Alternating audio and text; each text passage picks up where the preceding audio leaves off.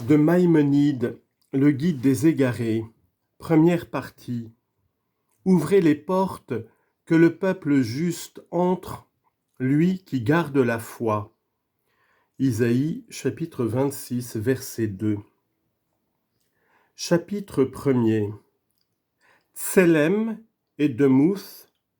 Il y a eu des gens qui croyaient que Tselem, dans la langue hébraïque, désignait la figure d'une chose et ses linéaments, et ceci a conduit à la pure corporification de Dieu, parce qu'il est dit dans l'Écriture, « Faisons un homme à notre image, selon notre ressemblance » Betsalmono, Genèse 1, 26.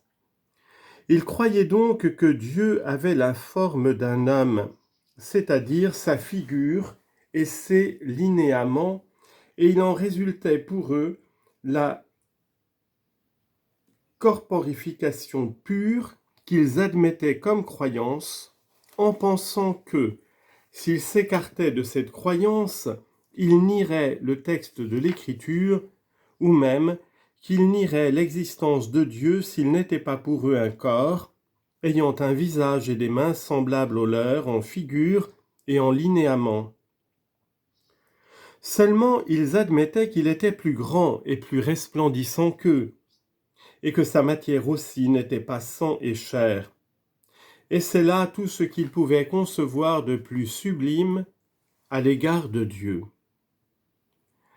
Quant à ce qui doit être dit pour écarter la corporéité et établir l'unité véritable, qui n'a de réalité que par l'exclusion de la corporéité, tu sauras la démonstration de tout cela par le présent traité.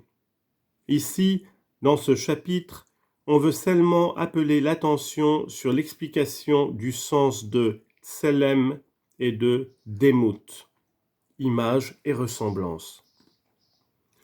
Je dis donc que la forme telle qu'elle est généralement connue du vulgaire, je veux dire la figure de la chose et ses linéaments, porte dans la langue hébraïque le nom particulier de tsor. On dit par exemple beau de figure, tsor, et beau de visage. Genèse chapitre 39 verset 6. Quelle est sa figure? Tsoro, 1 Samuel 28 14. Comme la figure que Tsor des fils du roi. Juge 13 18. On a dit en parlant de la forme artificielle, il la figure avec le burin et il la figure avec le cercle. Isaïe 44, 13. C'est là une dénomination qui ne s'applique jamais à Dieu le Très-Haut, loin de nous une telle pensée. Quant à Tselem, il s'applique à la forme naturelle, je veux dire à ce qui constitue la substance de la chose, par quoi elle devient ce qu'elle est et qui forme sa réalité en tant qu'elle est tel être déterminé.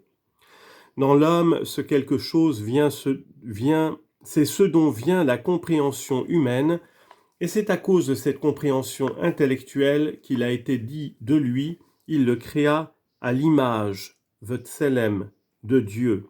Genèse 1, 26. C'est pourquoi aussi on a dit en parlant des impies, tu méprises leur image. Psaume 73, verset 20. Car le mépris atteint l'âme, qui est la forme spécifique, et non pas les figures des membres et leurs linéaments. Je dis de même que la raison pour laquelle les idoles étaient appelées Tselamim, c'est que ce qu'on cherchait en elles était quelque chose qu'on leur supposait, mais ce n'était nullement pour leur figure et leur linéaments. Je dirais encore la même chose au sujet des mots. Les images de vos Tehorim, 1 Samuel 6, 5, car ce qu'on y cherchait, c'était le moyen d'écarter le mal des Tehorim, et ce n'était nullement la figure des Tehorim. Si cependant il fallait absolument admettre que le nom de Tselem, appliqué aux images de Tehorim et aux idoles, se rapportait à la figure et au linéament, ce nom serait ou homonyme ou amphibologique et s'appliquerait non seulement à la forme spécifique, mais aussi à la forme artificielle, ainsi qu'aux figures analogues des corps physiques et à leurs linéaments. Par les mots, faisons un homme à notre image. on aurait donc voulu parler de la forme spécifique, c'est-à-dire de la compréhension intellectuelle, et non de la figure et des linéaments. Ainsi, nous t'avons expliqué la différence qu'il y a entre tselem, image, et tsoar, figure, et nous avons aussi expliqué le sens de tselem. Quant à Demuth, c'est un nom dérivé de Dama, ressembler, et qui indique également une ressemblance par rapport à quelque idée, car les paroles du psalmiste « Je ressemble au pélican du désert » psaume 102, verset 7, ne signifie pas qu'il lui ressemblait par rapport aux ailes et au plumage, mais que la tristesse de l'un ressemblait à la tristesse de l'autre. De même, dans ce passage, aucun arbre dans le jardin de Dieu ne lui ressemblait en beauté, deux mots. Ézéchiel 31, 8, il s'agit d'une ressemblance par rapport à l'idée de beauté. De même, dans ces autres passages, ils ont du poison semblable au poison du serpent. Psaume 58, verset 5. Ils ressemblent à un lion avide de proie. Psaume 17, verset 12. Tous ces passages indiquent une ressemblance par rapport à une certaine idée et non par rapport à la figure et au linéament. De même, la ressemblance du trône de Moth, Ézéchiel 1, 26, est une ressemblance par rapport à l'idée d'élévation et de majesté, et non par rapport à la forme carrée, à l'épaisseur et à la longueur des pieds, comme le croient les esprits pauvres, et il en est de même de la ressemblance de Moth des animaux, Ézéchiel 1, 13.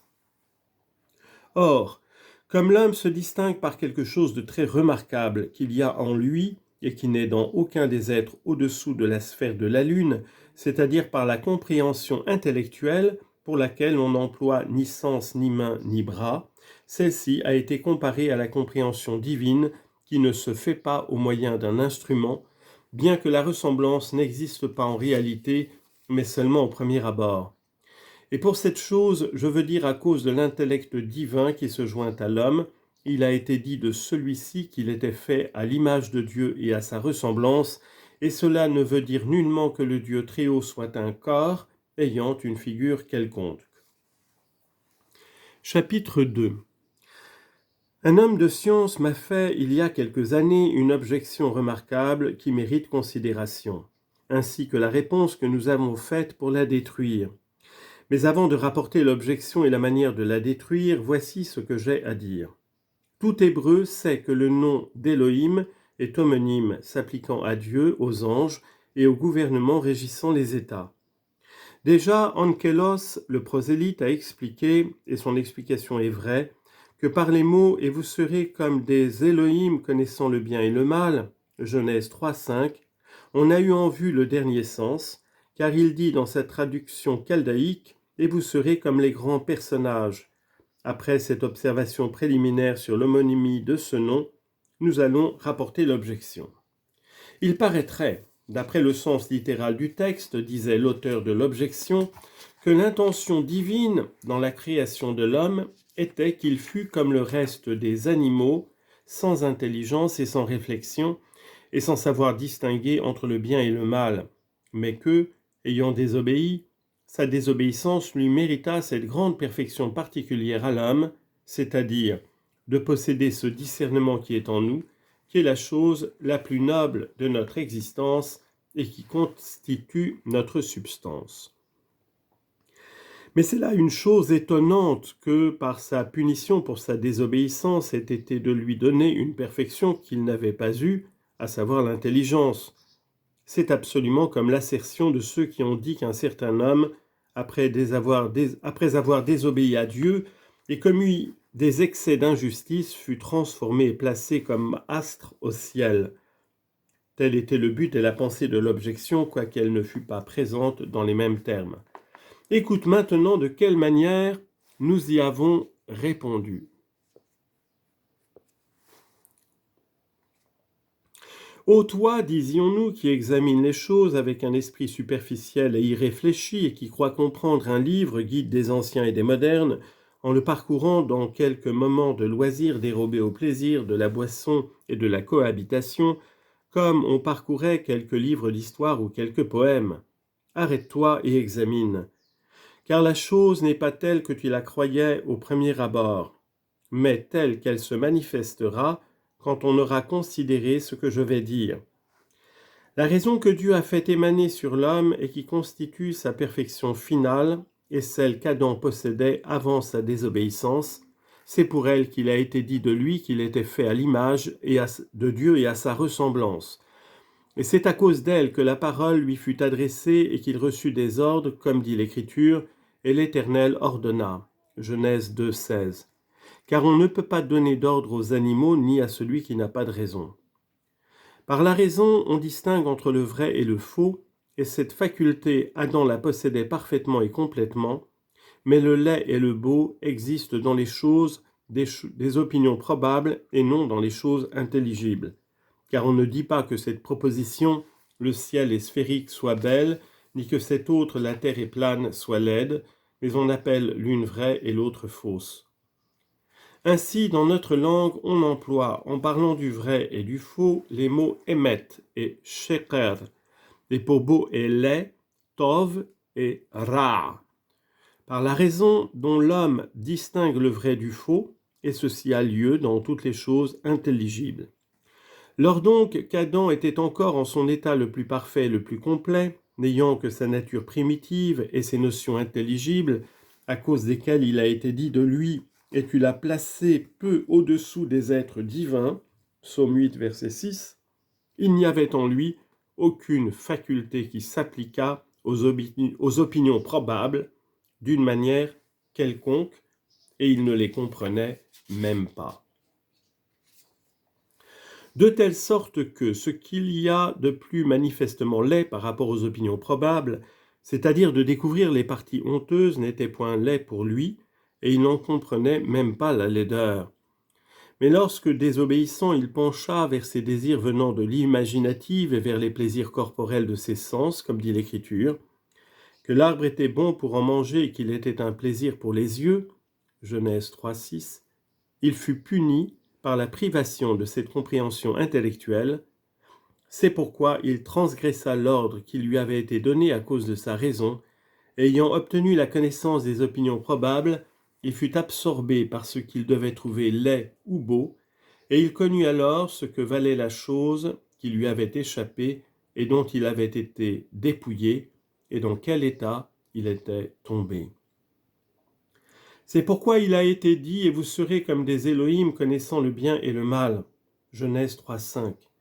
Et on n'a pas dit « connaissant le faux et le vrai » ou « comprenant le faux et le vrai », tandis que dans le domaine du nécessaire, il n'y a pas du tout de bien ni de mal, mais du faux et du vrai. Considère aussi ces paroles, et les yeux de tous les deux s'ouvrirent, et ils reconnurent qu'ils étaient nus. Genèse 3,7. On ne dit pas « et les yeux de tous les deux s'ouvrirent et ils virent », car ce que l'homme avait vu auparavant, il le voyait aussi après. Ce n'est pas qu'il y ait eu sur l'œil un voile qui ensuite ait été enlevé, mais il lui survint un autre état, dans lequel il trouvait laid ce qu'il n'avait pas trouvé laid auparavant. Sache que ce mot « je veux dire » ne s'emploie absolument que dans le sens de « ouvrir la vue morale ». Et ne se dit pas de la renaissance du sens de la vue. Par exemple, « Et Dieu lui ouvrit les yeux » Genèse 21, 19. « Alors les yeux des aveugles seront ouverts » Isaïe 35, 5. « Les oreilles ouvertes, ils n'entendent pas » Isaïe 42, 20. Ce qui ressemble à ces mots, ceux qui ont des yeux pour voir et ne voient pas. Ézéchiel 12, 2. Quant à ce qui est dit d'Adam, quand il changea de face, tu le renvoyas, Job 14, 20, il faut l'interpréter et commenter ainsi. Lorsqu'il changea de direction, il fut expulsé, car Panaïm, panim, face, visage, est un nom dérivé de pana, se tourner, parce que l'homme se dirige avec son visage vers la chose qu'il veut atteindre. On dit donc, quand il eut changé de direction et qu'il se fut dirigé vers la chose vers laquelle il lui avait été défendu précédemment de se diriger, il fut expulsé du paradis.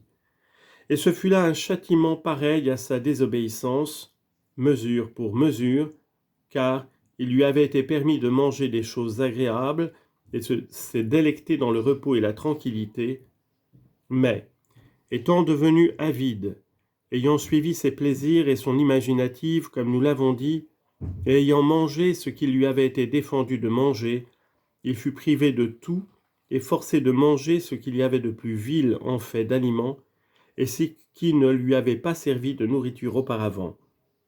Et cela encore à force de peine et de fatigue, comme dit l'Écriture, elle te fera pousser des ronces et des épines à la sueur de ton front.